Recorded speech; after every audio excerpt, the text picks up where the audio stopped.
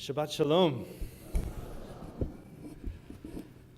My teacher, Rabbi Daniel Hartman, told us about the time that he was invited to an interfaith conference, and he was mesmerized and so impressed when another minister said grace before eating dinner.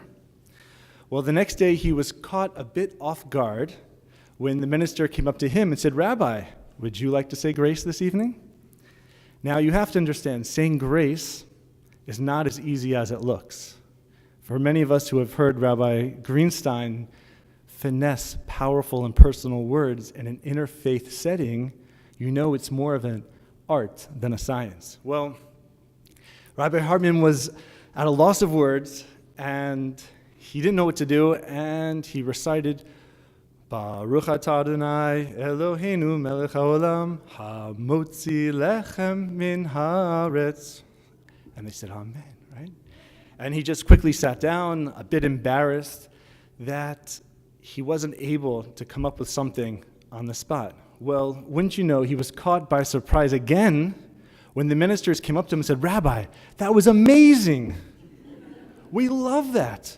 You have formalized prayers, and not only that, they're in the Holy Tongue in Hebrew."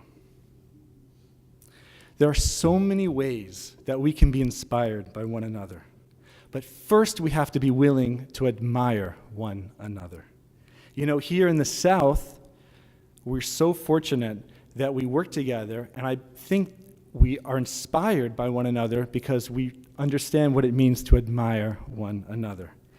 And yet, there are individuals who don't get this. I meet intelligent and kind people who have a difficulty admiring people from other faith traditions or other ideologies. It could be that they become defensive, maybe they're too tired or lazy or scared. It's way too easy and too comfortable to build yourself up by tearing other people down.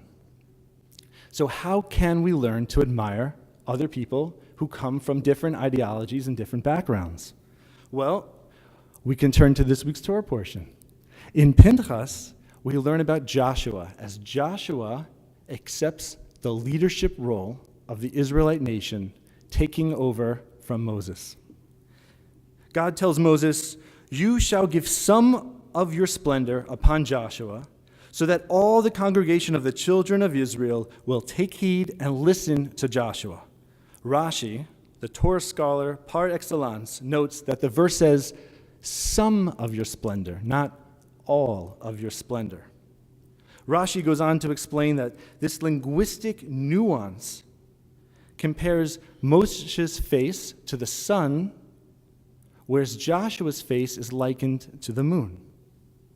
Just like the moon reflects back some of the sun's radiance, so too Joshua will never fully mirror Moshe's greatness.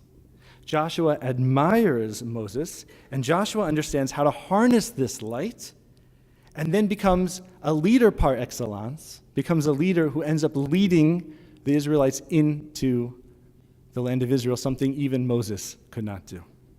So let me share with you a Hasidic tale that can help us understand how to harness this light. It's one of my favorites. Once there were two artists, each assigned by the queen to decorate one half of the palace.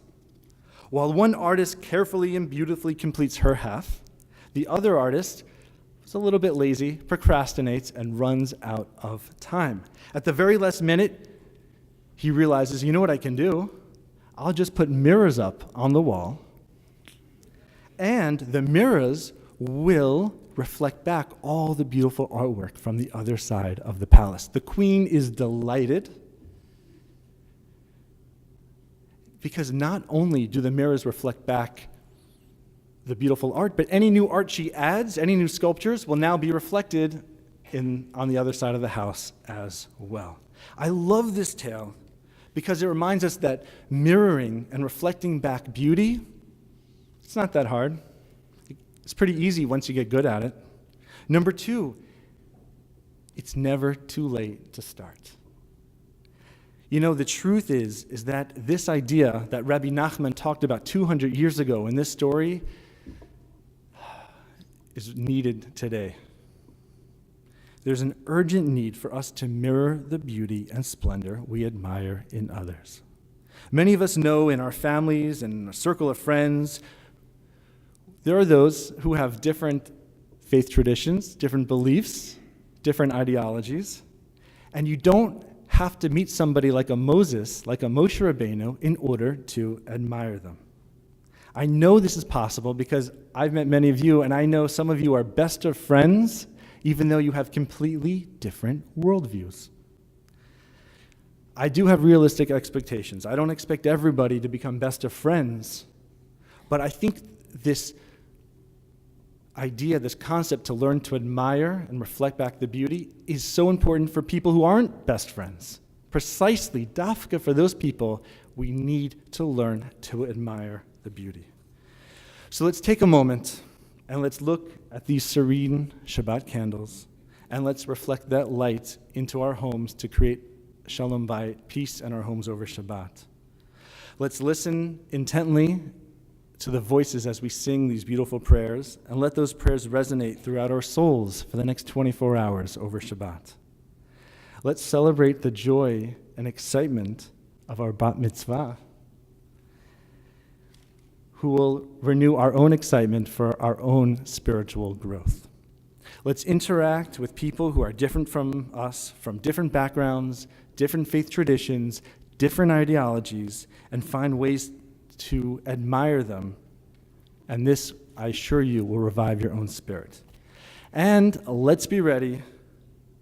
Next time you're at an interfaith dinner or even getting coffee with a friend who has ideas that are different from your own, be willing to say, I find that admirable, and say, wow, that is amazing.